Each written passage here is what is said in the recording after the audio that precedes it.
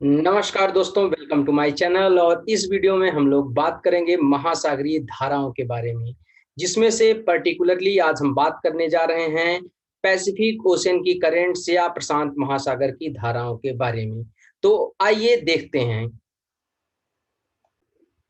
तो मित्रों, धाराओं को शुरू करने से पहले सबसे पहले देख लेते हैं कि प्रशांत महासागर है कहाँ पे और किस तरीके से प्रशांत महासागर को नॉर्थ और साउथ में डिवाइड किया गया है, या उत्तरी प्रशांत महासागर और दक्षिणी प्रशांत महासागर। तो आप यहाँ पर देख सकते हैं सामने स्क्रीन पर कि ये एशिया है। एशिया के इधर साइड में ऑस्ट्रेलिया है नीचे साउथ की तरफ, और इधर साइड में ये आपका पूरा नॉर्थ अमेरिका और ये साउथ अमेरिका। इन चारों के बीच में ये जो ओशन है, यही पैसिफिक ओशन या प्रशांत महासागर है। प्रशांत महासागर को दो भागों में विभाजित किया जाता है, एक उत्तरी प्रशांत महासागर या नॉर्थ पैसिफिक ओशन, और दूसरा उसके नीचे वाला साउथ पैसिफिक ओशन या दक्षिणी प्रशांत महासागर। अब इसका विभाजन जो रेखा करती है वो यहाँ से पास होने वाली विषुवत रेखा है, जो इसके बीच में से पास होती है विषुवत रेखा। यही विषुवत रेखा प्रशांत महासागर को दो भागों में विभाजित कर देती है। इसके उत्तर की तरफ वाला नॉर्थ पैसिफिक ओशन और इसके दक्षिण की तरफ वाला साउथ पैसिफिक ओशन है। इन दोनों ओशंस में अलग अलग करंट्स चलती हैं, जिनको हम इस वीडियो में डिटेल में देखेंगे। करेंट्स जो होती हैं वो दो तरीके की होती हैं, एक कोल्ड जिनका नेचर होता है और एक जिनका नेचर वार्म होता है। जैसे कि आप यहाँ पर देख सकते हैं सामने स्क्रीन पर कि वो सारी करेंट्स जो कि पोलर रीजन की तरफ से चल रही हैं या ध्रुवीय प्रदेशों की तरफ से आ रही हैं, वो सारी लगभग कोल्ड नेचर की हैं। और जो करेंट्स इक्वेटोरियल रीजन की तरफ से ओरिजिनेट हो रही हैं या विषुवत रेखीय क्षेत्रों की तरफ से आ रही हैं, वो करेंट्स कैसी हैं? वार्म करेंट्स हैं या गर्म जल धाराएं हैं। इस मैप पे आपको दिखाया गया है ब्लू कलर से कोल्ड करेंट्स को, जिनको आप आराम से समझ सकते हैं पोलर रीजन की तरफ से आ रही हैं, और रेड कलर से दिखाया गया है वार्म कोल्ड करंट या गर्म जल धाराओं को, जो कि विषुवत रेखा की तरफ से ओरिजिनेट होकर के फिर ऊपर नीचे आ जा रही हैं। तो आइए देखते हैं कि ऐसी कौन कौन सी करंट्स हैं जो बहती हैं कहाँ पर? पैसिफिक ओशन में।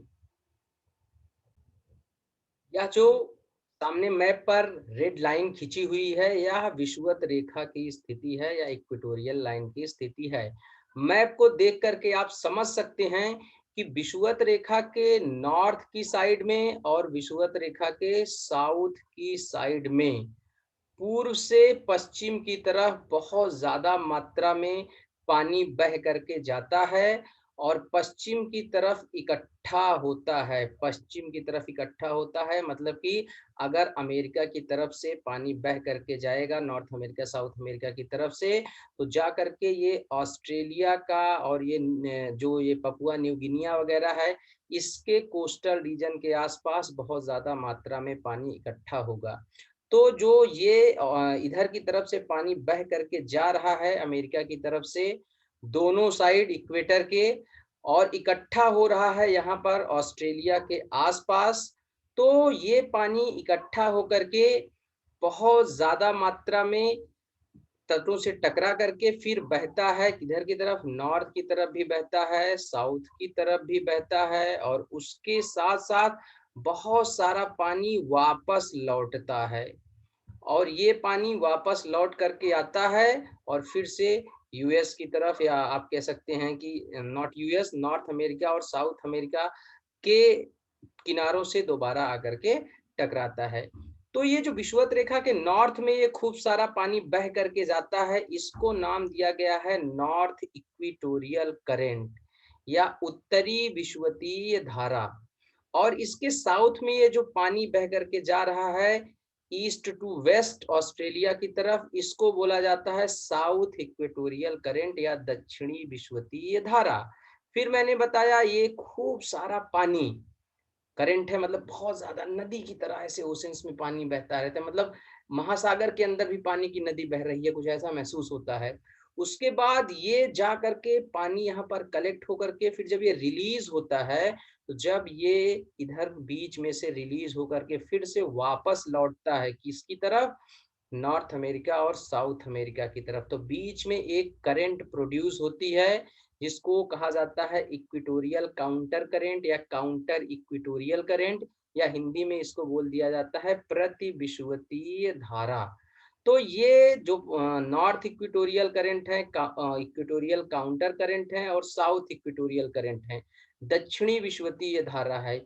ये धाराएं खाली पैसिफिक ओशन में नहीं, ये धाराएं आपकी जो आपका अटलांटिक ओशन है, जो इंडियन ओशन है, उन सब में लगभग चलती हैं। तो ये ग्लोबल पैटर्न है। तो इस तरह की करंट्स पैसिफिक ओशन में मिलती हैं जिनको नॉर्थ इक्वेटोरियल, काउंटर इक्वेटोरियल और साउथ इक्वेटोरियल करंट कहा जाता है। फिर उसके बाद यहाँ का जो पानी इकट्ठा हुआ है, ये पानी क्या होता है, दोबारा रिलीज होता है। अब यहाँ पर इक्वेटोरियल रीजन है, इक्वेटोरियल रीजन में गर्मी ज्यादा होती है, हॉट रीजन है, तो यहाँ का जो पानी होता है उस वो भी कैसा होता है, गर्म होता है, वार्म इन नेचर होता है। So these three currents are warm currents, याद रखिएगा। उसके बाद यही पानी इधर नॉर्थ की तरफ फिर से रिलीज हुआ, भागा तटों से टकरा करके, और उसके साथ साथ जब ये इधर की तरफ भागा, विंड्स भी खाली है नहीं, कोस्टल रीजन्स में टकरा करके, थोड़ा बहुत विंड्स का भी रोल होता है। तो ये टकरा करके इधर की तरफ भागा, और भागने के बाद जब ये चलता है, ये पानी चलता है जब इस कोस्ट पे, मतलब एशिया के कोस्ट पे चलता है, इधर साइड में साउथ चाइना सी के आसपास, और उसके ऊपर जापान की तरफ भागता है, वहां पर इसको बोला जाता है क्यूरियोसियो करेंट।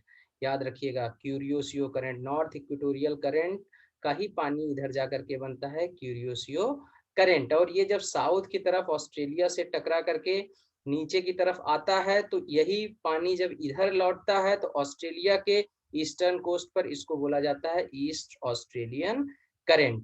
तो इस तरह से काउंटर नॉर्थ इक्वेटोरियल और साउथ इक्वेटोरियल करंट से equatorial counter current, Kuroshio current and east Australian current तीनों ओरिजिनेट हो रही हैं, और ये ओरिजिनेट होकर के एक जायरल फॉर्म में बहती हैं दोनों ओशंस में। तो अब ये जायर कैसे काम करता है, आइए सबसे पहले देखते हैं हम लोग जो नॉर्थ पैसिफिक ओशन है उसके केस में। जब ईस्टर्न साइड से क्यूरियोसियो गर्म जलधारा के रूप में नॉर्थ की तरफ जाती रहती है, उसी समय ही जो ये आपका ईस्टर्न रसिया और अलास्का रीजन है, ये अलास्का है, ये ईस्टर्न रसिया या पूर्वी रसिया है, और इस पूर्वी रसिया के पार्ट को ये जो यहाँ पर लटका हुआ है छुरे जैसा, ये है कामचटका पेनिनसुला। उसी समय इन ठंडे रीजन से एक करंट चल करके कोल्ड करंट आती रहती है, जिसको बोला जाता है ओयासियो करंट। ये ओयासियो करंट आकर के टकराती है क्यूरियोसियो करंट से, यहाँ पर 40 डिग्री के आसपास, 40-50 डिग्री लगभग जो लैटिट्यूड है उसके आसपास, और यहीं से वेस्ट विंड का प्रभाव, जो पछुआ पौने हैं उनका भी प्रभाव होता है, और ये करेंट्स जा करके 30-40 के आसपास टकराने के बाद घूम जाती हैं किसकी तरफ, घूम जाती हैं पूर्व की तरफ घूम जाती हैं। तो ये जो क्यूरियोसियो करंट है ये कोल्ड है, ये जो सॉरी क्यूरियोसियो वार्म करंट है, ऊपर से जो ओयासियो करंट आ रही है ये आपकी कोल्ड करंट है। वार्म और कोल्ड करंट टकराती हैं यहाँ पर जापान के आसपास, और इसी के आसपास फॉर्मेशन होता है इसका, फाइटोप्लैंक्टन्स का। तो यहाँ पर फिशिंग के लिए बहुत अच्छा माहौल बनता है, जहाँ पर कोल्ड और वार्म करंट मिलती हैं वहाँ पर फिशिंग इंडस्ट्री बहुत अच्छी डेवलप हुई है। अब इसी ओयासियो को ही लोकली और कई नामों से जाना जाता है, जैसे जो कामचटका पेनिनसुला है उसके पास इसी को कामचटका करंट भी कह दिया जाता है। तो याद रखिएगा, Kamchatka current is part of ओयासियो। और उसी के साथ ही यहीं पर जापान के आसपास जब ये ओयासियो पहुंचती है, तो इसका पानी इसके आसपास, जहां पर क्यूरियोसियो ओयासियो ये दोनों मिलती हैं जापान के आसपास, इसको सुशीमा करंट भी बोला जाता है। तो सुशीमा करंट भी पैसिफिक ओशन की करंट है। अब ये दोनों यहाँ पर टकराती हैं 30-40-45 लगभग इस लैटिट्यूड के आसपास, फिर ये भागती हैं किसकी तरफ, भाग करके आइए वेस्ट की तरफ, वेस्ट से ईस्ट की तरफ, और यहाँ पर जब ये ईस्ट की तरफ भाग करके आई तो फिर आने के बाद ये यहाँ पर टकराती हैं। कहाँ पर? ये जो नॉर्थ अमेरिका है इसके कोस्टल रीजन पे टकराती हैं। टकराने के बाद फिर से पानी जो होता है वो बहुत ज्यादा इकट्ठा होता है यहाँ पर, और इकट्ठा होने के बाद साउथ की तरफ और उसके बाद नॉर्थ की तरफ भागता है। तो जब ये पानी यहाँ टकराने के बाद नॉर्थ की तरफ भागता है तो ऑलरेडी ये कोल्ड हो जाता है काफी, प्लस अलास्का की तरफ, नॉर्थ का मतलब अलास्का की तरफ, अलास्का की तरफ भी पहले से सर्दियां रहती हैं और पानी ठंडा हो जाता है तो अलास्का करंट डेवलप होती है। फिर अलास्का के आगे जब ये एलुसियन आइलैंड के आसपास पहुंचता है तो यहीं पर एलुसियन करंट डेवलप होती हैं, और फिर इस एलुसियन करंट का पानी आगे आकर के कामचटका करंट में मिलता है या होयासियो करंट में मिलता है, और ऐसे ये एक जायर यहाँ पर पूरा पूरा बन जाता है। इधर साइड में अब आप देखेंगे कि ये जो नीचे की तरफ साउथ की तरफ पानी जो है वो घूम करके बहता है, तो ये कैलिफोर्निया करंट को जनरेट करता है। यूएसए का कैलिफोर्निया राज्य है, तो कैलिफोर्निया के आसपास इसको कैलिफोर्निया करंट के नाम से जाना जाता है। ये आप समझ सकते हैं कि वार्म रीजन में कैलिफोर्निया एक कोल्ड करंट है, तो इस पॉइंट को याद रखिएगा। मैंने जब अपने वीडियो में बताया था कि क्यों 20 से 40 डिग्री के बीच में ज्यादातर डेजर्ट पाए जाते हैं, तो उसमें मैंने एक रीजन बताया था कि जो कोल्ड करंट्स होती हैं western side of the continents, वो क्या करती हैं, माहौल को ठंडा कर देती हैं, एटमॉस्फेयर को, वहाँ का जो वेदर कंडीशन होती है उनको ठंडा कर देती हैं, और ठंडी होने के कारण एयर स्टेबल हो जाती है, बारिश नहीं करती है। तो कैलिफोर्निया करंट्स के कारण से भी यहाँ पर नेवादा, सोनोरन, ऐसे बहुत सारे डेजर्ट का, मैक्सिकन डेजर्ट इनका डेवलपमेंट हुआ है। उसके साथ साथ यहाँ पर अपवेलिंग ऑफ वाटर होती है, नीचे से ठंडा पानी उठ करके ऊपर की तरफ आता है, और ऊपर का जो थोड़ा बहुत गर्म पानी होता है वो नीचे की तरफ जाता है। तो इस ये भी अपवेलिंग ऑफ वाटर या जल का उद्वेलन भी कैलिफोर्निया जैसी कोल्ड करंट को यहाँ पर जनरेट करने में अहम योगदान देता है, तो ये भी इंपॉर्टेंट पॉइंट है। अब आप देख सकते हैं कि यहाँ पर कैलिफोर्निया करंट का पानी फिर से इक्वेटर की तरफ आता है, आते आते फिर से ये गर्म हो जाता है और वार्म वाटर फिर से भागता है, किसकी तरफ भागता है, फिर से ओशन के वेस्ट की तरफ, ईस्ट टू वेस्ट, और फिर से यही पानी नॉर्थ इक्वेटोरियल करंट के रूप में डेवलप हो जाता है। एक्चुअली जब यहाँ से नॉर्थ इक्वेटोरियल करंट इधर भाग करके आती हैं, किधर साइड में, western side of the ocean, तो यहाँ पानी का जो वाटर लेवल होता है डाउन हो जाता है, पानी का वाटर लेवल डाउन हो जाता है। तो इस वाटर लेवल के डाउन होने से ऊपर का पानी नीचे खिंचता है, अपवेलिंग ऑफ वाटर होती है, और कैलिफोर्निया करंट यहाँ पर जनरेट होती हैं, उनका नेचर हो जाता है कोल्ड, वार्म रीजन में भी। तो इस तरीके से आप देख सकते हैं इधर के वाटर लेवल के डाउन होने के कारण से कैलिफोर्निया करंट का फॉर्मेशन हो रहा है। उसके साथ साथ काउंटर इक्वेटोरियल करंट भी इसी वाटर को कंपेंसेट करने के लिए इधर की तरफ चलती है। तो इस तरीके से एक ये भी पूरा यहाँ से north equatorial, Kuroshio current, north Pacific drift या north Pacific current, California current, ये मिलकर के एक जायर का फॉर्मेशन करती हैं। हाँ, मैं ये बताना भूल गया था कि जब क्यूरियोसियो यहाँ से मुड़ करके इधर की तरफ चलती है, ईस्टर्न पैसिफिक की तरफ ये चलती है, तो यहाँ पर जब वेस्टर्न विंड के या वेस्टर्लीज के प्रभाव में आती है तो इसको नॉर्थ पैसिफिक करंट या नॉर्थ पैसिफिक ड्रिफ्ट भी बोला जाता है। तो ये सारी करंट्स हैं आपकी नॉर्थ पैसिफिक ओशन की। अब आइए साउथ पैसिफिक ओशन की करंट्स को देखते हैं। मैंने आपको पहले ही बता दिया है कि किस तरह से नॉर्थ इक्वेटोरियल और साउथ इक्वेटोरियल करंट के फॉर्म में वाटर जो है वो बह करके आता है और इधर वेस्टर्न पैसिफिक ओशन की साइड इकट्ठा होता है, और इकट्ठा होने के बाद यही वाटर ऊपर रिलीज होता है, नीचे की तरफ रिलीज होता है, और उसके साथ साथ इधर की तरफ फिर से ईस्ट की तरफ वापस भी लौटता है। तो यहाँ पर काउंटर इक्वेटोरियल करंट डेवलप होती हैं, और नीचे जब ये लौटता है तो ऑस्ट्रेलिया के ईस्टर्न कोस्ट पर लौटने का मतलब ये है कि ये साउथ की तरफ जब भागता है पानी, तो पानी जो है यहाँ भागा तो ईस्ट ऑस्ट्रेलियन करंट को डेवलप करता है। तो ऑस्ट्रेलिया के ईस्टर्न कोस्ट पर यही जो ये साउथ इक्वेटोरियल करंट है, यही पानी लगभग जा करके ईस्ट ऑस्ट्रेलियन करंट का रूप ले लेता है। अब ये कहाँ से आ रहा है? वार्म रीजन से आ रहा है, तो ईस्ट ऑस्ट्रेलियन करंट आपकी जो होती है ये वार्म नेचर की करंट होती हैं। फिर ये जब 30-40 डिग्री के आसपास फिर से वही पहुंचता है, मतलब जब यहाँ पर पश्चिमी पवने पवने चलना स्टार्ट हो जाती हैं। वेस्टर्लीज की डायरेक्शन मैंने आपको बताया था, वेस्टर्लीज जो विंड्स हैं वो इधर की तरफ ऐसे चलती हैं, है ना? तो वेस्टर्लीज जब इस तरीके से चल करके भागती हैं, तो वेस्टर्लीज अपने साथ साथ इस ईस्ट ऑस्ट्रेलियन करंट के पानी को या ईस्ट ऑस्ट्रेलियन करंट को लेकर के फिर से भागती हैं एक जायर बनाती हुई ईस्टर्न साइड की तरफ, ओशन के ईस्टर्न साइड की तरफ। तो ओशन के ईस्टर्न साइड की तरफ ये भागती हैं और भागने के साथ साथ ही इसमें आकर के मिक्स होता है पानी अंटार्कटिक सरकमपोलर करंट का, जिसको वेस्ट विंड ड्रिफ्ट भी कहा जाता है।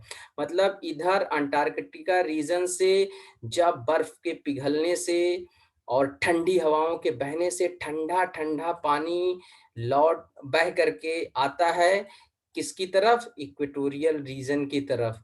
तो इसको बोला जाता है अंटार्कटिक सरकमपोलर करंट या अंटार्कटिक धाराएं। तो ये जो अंटार्कटिक धाराएं यहाँ पर बहती हैं, ये भाग करके ये भी आती हैं किसकी तरफ? भाग करके ये भी चल करके आती हैं eastern side of the ocean. और यहाँ पर आने के बाद ये पानी टकराता है जाकर के किससे? टकराता है साउथ अमेरिका से। और साउथ अमेरिका के कोस्ट पर जब ये पानी टकराता है, ठंडा हो जाता है इसका नेचर आते आते, क्योंकि ऑलरेडी ठंडी पवनों के प्रभाव में है, ठंडी धाराओं के प्रभाव में है जो इधर से आ रही हैं। तो ये हवा ठंडी ठंडी बहती है किसकी तरफ? फिर से इक्वेटोरियल रीजन की तरफ। यहाँ के जो आप ये समझ सकते हैं कोस्टल रीजन है उसके सहारे, मतलब साउथ अमेरिका के कोस्टल रीजन के सहारे। और जब ये बह करके इधर पहुंचती है, तो यहाँ पर इसके कोस्टल रीजन के सहारे इसको बोलते हैं पेरी चिली करंट या हम्बोल्ट करंट भी बोला जाता है। हम्बोल्ट एक बहुत ही फेमस ज्योग्राफर हैं। अभी अभी मैं आगे आपको बताऊंगा जब मैं और डिटेल में आपको ज्योग्राफी पढ़ाऊंगा तो। ओके, तो ये हम्बोल्ट करंट हो गई। उसके साथ साथ बहुत सारा पानी लगातार ऐसे बह बह करके दूसरे ओशंस में भी पहुंचता रहता है। तो ये जो अंटार्कटिक सरकमपोलर करंट हैं, ये अपना लगभग बहती रहती हैं। ये लगातार बहने वाली धाराएं हैं जिनको हम लोग वेस्ट विंड ड्रिफ्ट भी कहते हैं, याद रखिएगा। ठीक है, तो अंटार्कटिक धाराएं या वेस्ट विंड ड्रिफ्ट भी इनको कह सकते हैं। अब ये पेरू चिली हम्बोल्ट करंट करती क्या है? ये इन कोस्टल रीजन्स को भी ठंडा कर देती है, मौसम को यहाँ के स्थिर बना देती है और कोल्ड डेजर्ट का फॉर्मेशन करती है। मेरे भाई आप देखोगे यहाँ पर पेटागोनिया डेजर्ट है ना? तो पेटागोनिया डेजर्ट क्यों बन रहा है? इन्हीं ठंडी ठंडी करंट्स के कारण से, ठंडी हवाओं और ठंडी धाराओं दोनों के कारण से। अब ये आगे जा करके पेरू चिली करंट जो है वो बढ़ती है आगे। यहीं पर गैलापागोस आइलैंड है, तो गैलापागोस आइलैंड के पास इसको, इसके पानी को क्रामवेल करंट भी कभी कभी बोल दिया जाता है। तो याद रखिएगा क्रामवेल करंट लगभग गैलापागोस आइलैंड जो है उसके आसपास जानी जाती है। इंपॉर्टेंट करंट है, पूछी जा सकती है। उसका भी नेचर जो होता है वो कोल्ड ही होता है। उसके बाद यही पानी जा करके फिर पहुंचता है इक्वेटोरियल रीजन में। जब इक्वेटोरियल रीजन में यहाँ पर पहुंचता है तो फिर से पानी कैसे ठंडे से गर्म होने लगता है, क्योंकि ये गर्म पवनों और गर्म मौसम के प्रभाव में आ जाता है। और ठंडा होकर के फिर ये भागता है साउथ, सॉरी गर्म होकर के, नॉट ठंडा होकर के, गर्म होकर के फिर ये भागता है साउथ इक्वेटोरियल करंट के फॉर्म में western side of the ocean. ठीक है ना? महासागरों के पश्चिमी भागों की तरफ ये भागता है, महासागरों के पश्चिमी भागों की तरफ। इस पॉइंट को याद रखिएगा।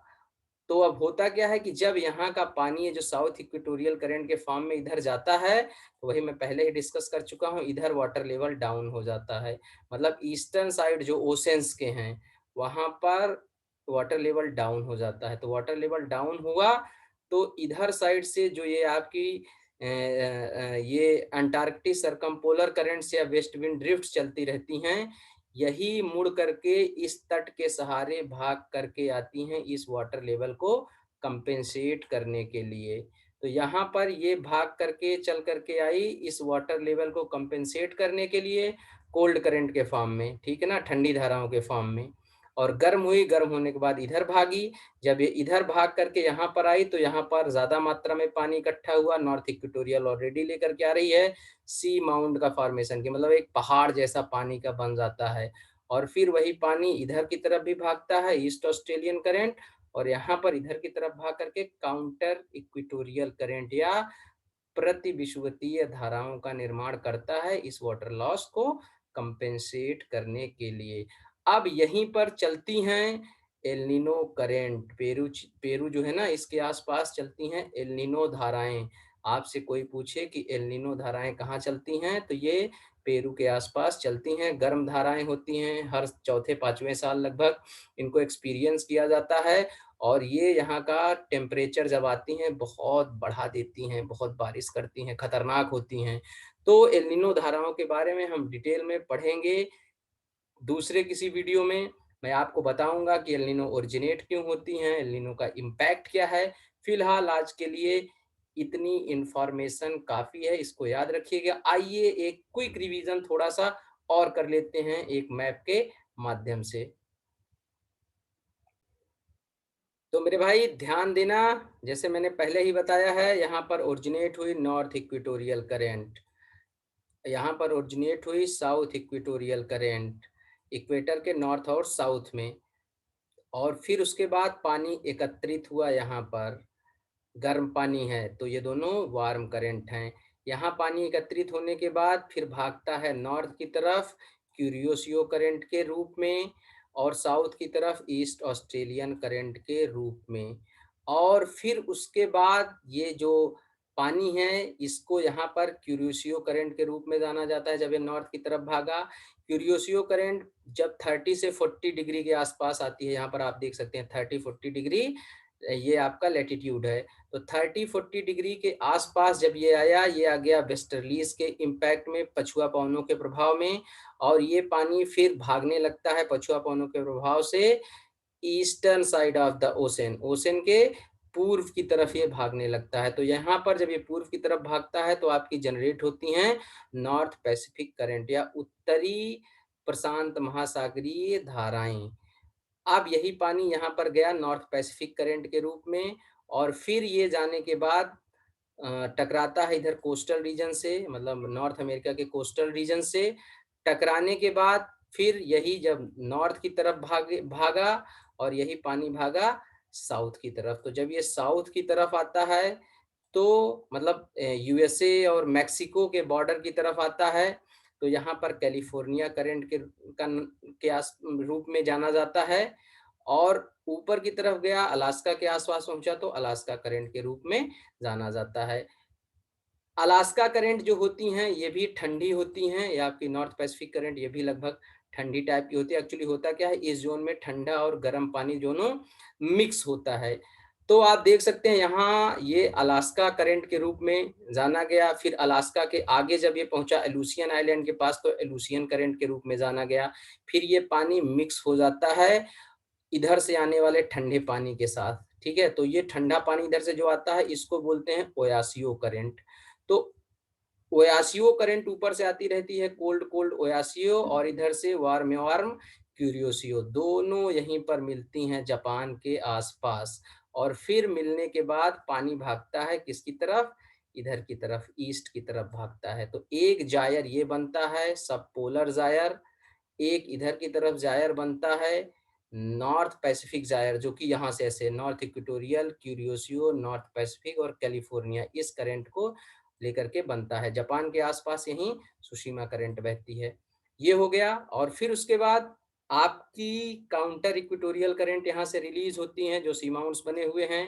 नीचे की तरफ ईस्ट ऑस्ट्रेलियन करंट बनती है। ईस्ट ऑस्ट्रेलियन करंट में आकर के अंटार्कटिक सरकमपोलर करंट या अंटार्कटिक महासागरीय धाराएं मिलती हैं, ठंडी होती हैं। इस आने वाले गर्म पानी को ये ठंडा कर देती हैं। ठंडा करने के बाद जा करके ये हिट करती हैं इधर साइड में, ईस्टर्न साइड में साउथ अमेरिका को।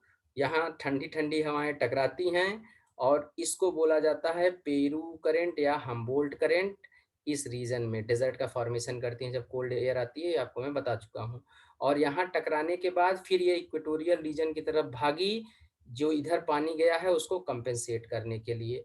तो इधर की तरफ भाग करके आई और जैसे ही इक्वेटर के पास पहुंची पानी गर्म हो गया, गर्म होकर के फिर से साउथ इक्वेटोरियल करंट के रूप में ये चलने लगता है। तो ये जो पूरा ऐसे बहता है पानी, इसको बोलते हैं साउथ पैसिफिक जायर। तो 3 जायर चलते हैं, आप देख सकते हैं पैसिफिक ओशन में। एक ये सब पोलर जायर चलता है, दूसरा नॉर्थ पैसिफिक जायर चलता है। मैं डायरेक्शन इसकी बता देता हूँ, इधर से ऐसे चल करके आता है, ठीक है, इसको आप समझिएगा क्लियर। और इधर साइड में आपको बनता है साउथ पैसिफिक जायर। तो ये मुझे जहां तक समझ में आया, मैंने आपको जितना अच्छे से हो सकता था सरल तरीके से पैसिफिक ओशन की करेंट्स के बारे में बता दिया है। आपको मेरा वीडियो पसंद आए तो प्लीज मेरे वीडियो को लाइक शेयर सब्सक्राइब चैनल को करिए और वीडियो को शेयर करते रहिए। ओके, एक चीज और आपको बताना मैं जरूरी समझता हूँ, जब क्यूरियोसियो का कुछ पानी लौट करके वापस आता है ऐसे घूम घूम करके, तो यहाँ पर इस करंट को कई बार काउंटर क्यूरियोसियो करंट भी लिख दिया जाता है। तो कोई आपसे पूछे काउंटर क्यूरियोसियो करंट क्या है, तो आप आराम से बता सकते हैं। जब पानी कभी भी तटों से टकराता है या भागता है, तो भाई पानी है ना, छलक छलक करके भागता है ना, अधजल गगरी छलकत जाए, यहाँ तो इतना पानी है। तो ये ऐसे कई बार छोटे छोटे जायर बनाता है आपका। तो आज के लिए इतना ही। Thank you very much for being with me.